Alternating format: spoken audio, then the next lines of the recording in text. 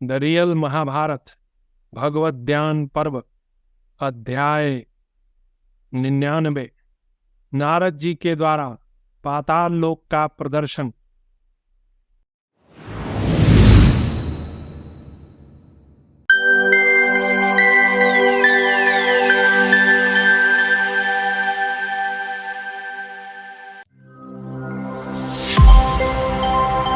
नारद बोले, मातले, यह जो नागलोक के नाभि स्थान मध्य भाग में स्थित नगर दिखाई देता है, इसे पाताल कहते हैं।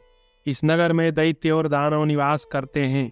यहाँ जो कोई भूतल के जंगम प्राणी जल के साथ बहकर आ जाते हैं, वे इस पाताल में पहुँचने पर भय से पीड़ित हो बड़े जोर से चित्कार करने लगते हैं। यहाँ जल का ही आहार करने वाली आसुर अग्नि सदा उद्दीप्त रहती है। उसे यत्नपूर्वक मर्यादा में स्थापित किया गया है। यह अग्नि अपने आप को देवताओं द्वारा नियंत्रित समझती है, इसलिए सब और फैल नहीं पाती। देवताओं ने अपने शत्रुओं का संहार करके अमृत पीकर उसका अवशिष्ट भाग यहीं रख दिया था, इसलिए अमृतमय सोम की हानि और वृद्धि देखी जाती है। यहाँ अदिति नंदन हयग्रीव विष्णु स्वर्णमय कांति धारण करके प्रत्येक पर्वत पर वेद ध्वनि के द्वारा जगत को परिपूर्ण करते हुए ऊपर को उठते हैं। जल स्वरूप जितनी भी वस्तुएं हैं, वे सब वहां पर्याप्त रूप से गिरती हैं, इसलिए पतंती अलम इस व्युत्पत्ति के अनुसार पात अलम इन दोनों शब्दों के योग से यह उत्तम नगर पाताल कहलाता है। जगत का हित करने वाला और समुद्र से उत्पन्न होने वाला वर्षाकालीन वायु यहीं से शीतल जल लेकर मेघों में स्थापित करता है, जिसे देवराज इंद्र भूतल पर बरसाते हैं। नाना प्रकार की आकृति तथा भांत भांत के रूप वाले जलचारी वेल मत्स्य चंद्रमा की किरणों का पान करते हुए यहाँ जल में निवास करते हैं। मातले, ये पाताल निवासी जीव जंतु यहाँ दिन में सूर्य की किरणों से संतप्त हो मृत प्राय अवस्था में पहुंच जाते हैं, परंतु रात होने पर अमृतमयी चंद्र रश्मियों से संपर्क से पुनः जी उठते हैं। यह वहां प्रतिदिन उदय लेने वाला चंद्रमा अपनी किरणमयी भुजाओं से अमृत का स्पर्श कराकर उसके द्वारा यहाँ के मरणासन्न जीवों को जीवन प्रदान करते हैं। इंद्र ने जिनकी संपत्ति हर ली है, वे अधर्म परायण दैत्य काल से बद्ध एवं पीड़ित होकर इसी स्थान में निवास करते हैं। सर्वभूत महेश्वर भगवान भूतनाथ ने संपूर्ण प्राणियों के कल्याण के लिए यहाँ उत्तम तपस्या की थी।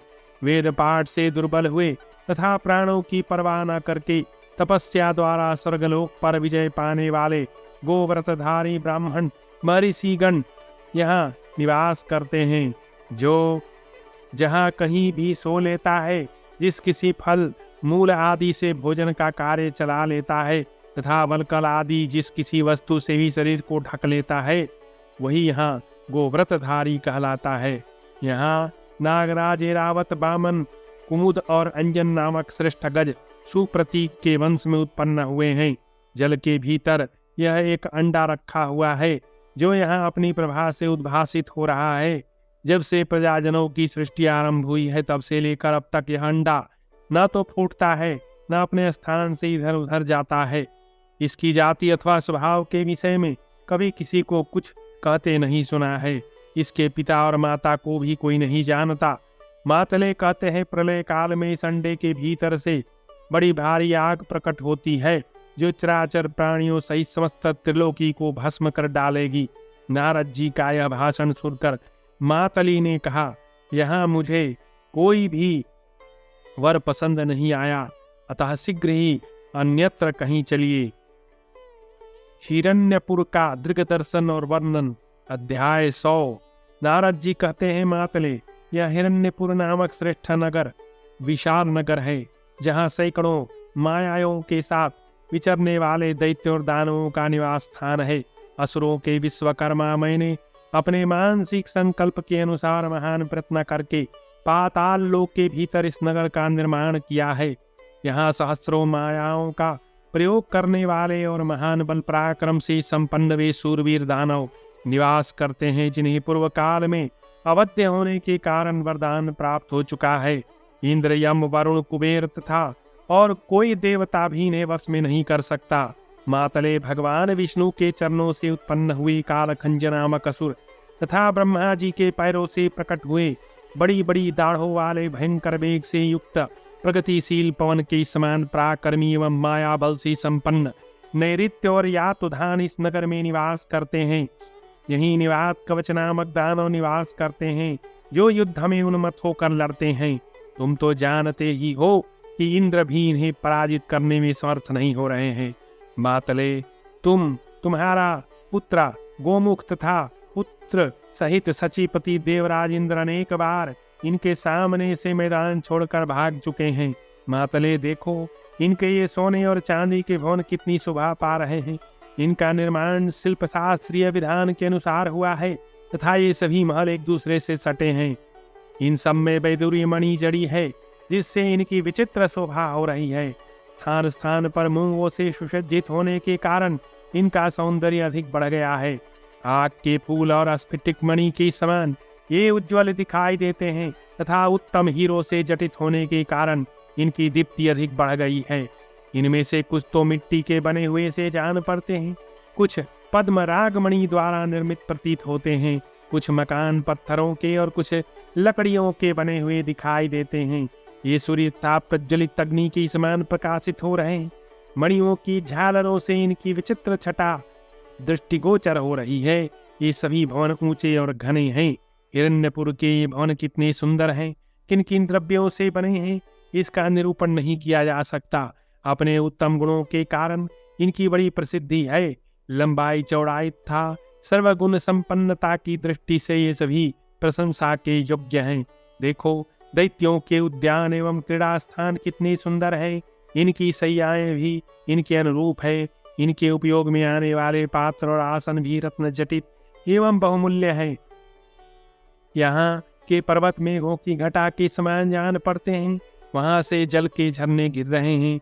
इन वृक्षों की ओर दृष्टिपात करो, ये सभी इच्छानुसार फल फूल देने वाले था कामचारी हैं। मातले, यहाँ भी तुम्हें कोई सुंदर वर प्राप्त हो सकता है, अथवा तुम्हारी राय हो तो इस भूमि की किसी दूसरी दिशा की ओर चलें।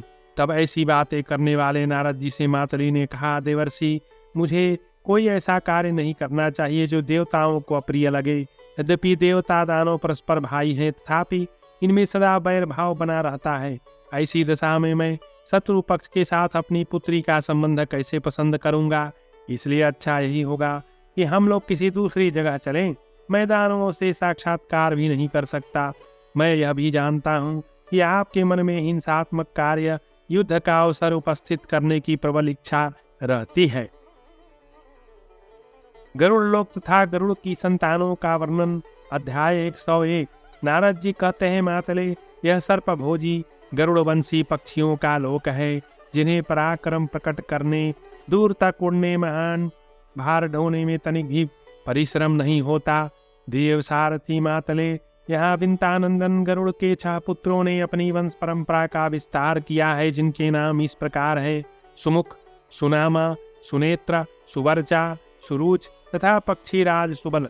विंता के वंश की वृद्धि करने वाले, कश्यप कुल में उत्पन्न हुए तथा ऐश्वर्य का विस्तार करने वाले इन 6 पक्षियों ने गरुड़ जाति की सैकड़ों और सहस्रों शाखाओं का विस्तार किया है। ये सभी श्री संपन्न तथा श्रीवत्स चिन्ह से विभूषित हैं। सभी धन संपत्ति की कामना रखते हुए अपने भीतर अनंत बल धारण करते हैं। ब्राह्मण कुल में उत्पन्न होकर भी ये कर्म से क्षत्रिय है। इनमें दया नहीं होती। ये सर्पों को ही अपना आहार बनाते हैं। इस प्रकार अपने भाई बंधुओं का संहार करने के कारण इन्हें ब्राह्मणत्व प्राप्त नहीं है।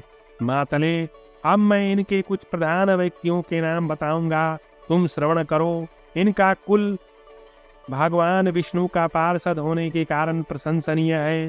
भगवान विष्णु ही इनके देवता हैं, वे ही इनके परम आश्रय हैं। भगवान विष्णु इनके हृदय में सदा विराजते हैं और वे विष्णु ही सदा इसकी गति हैं।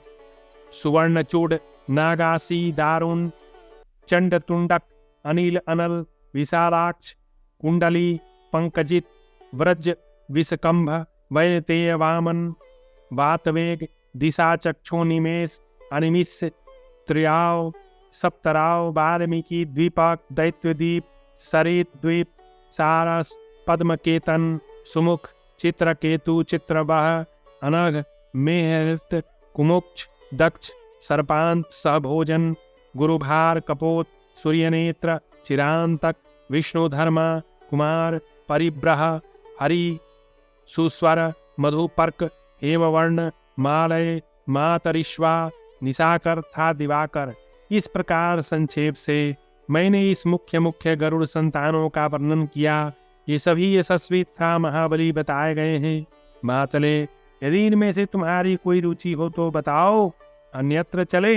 अब मैं तुम्हें उस स्थान पर ले जाऊंगा जहां तुम्हें कोई ना कोई वर अवश्य मिल जाएगा।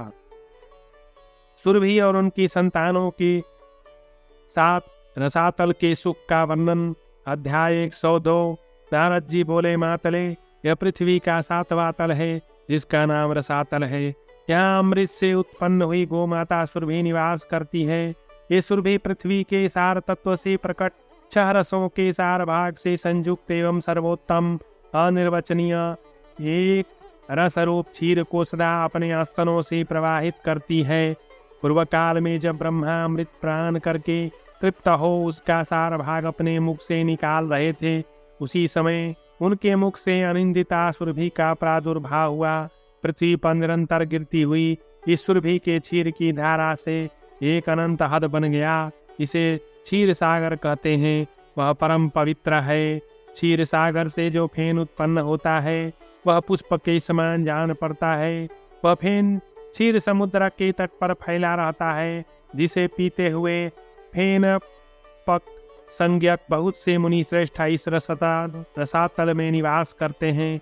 मातले, फेन का आहार करने के कारण वे महर्षिगण फेनप नाम से विख्यात हैं। ये बड़ी कठोर तपस्या में संलग्न रहते हैं। उनसे देवता लोग भी डरते हैं। मातले, सुरभि की पुत्री स्वरूपाचार अन्य धेनुएं हैं जो सब दिशाओं में निवास करती हैं। वे दिशाओं को धारण पोषण करने वाली है।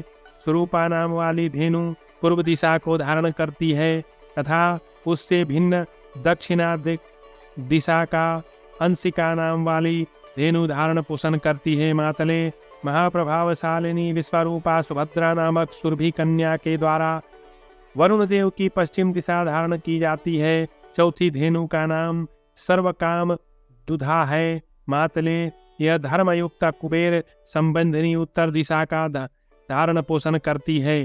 देवसारते, देवताओं ने असुरों से मिलकर मंदराचल को मथानी बनाकर इन्हीं धेनुओं के दूध से मिश्रित क्षीर सागर की दुग्ध राशि का मंथन किया और उससे वारुणी लक्ष्मी एवं अमृत को प्रकट किया। तत्पश्चात उस समुद्र मंथन से अश्वराज उच्छैश्रवा तथा मणिरत्न कौस्तुभक का भी प्रादुर्भाव हुआ था। सुरभि अपने आस्तनों से जो दूध बहाती है वह सुधा भोजी लोगों के लिए सुधा, सुधा भोजी पितरों के लिए सुधा तथा अमृत भोजी देवताओं के लिए अमृत रूप है। यहाँ रसातल निवासियों ने पूर्व काल में जो पुरातन गाथा गाई थी अब वह भी लोक में सुनी जाती है और मनीषी पुरुष उसका गान करते हैं। वह गाथा इस प्रकार है। नागलोक स्वर्गलोक तथा स्वर्गलोक के विमान में निवास करना भी वैसा सुखदायक नहीं होता जैसा रसातल में रहने से सुख प्राप्त होता है। इस प्रकार श्री महाभारत उद्योग पर्व के अंतर्गत भगवत ज्ञान पर्व में मातली के द्वारा वर का खोज विषयक 102वां अध्याय पूरा हुआ।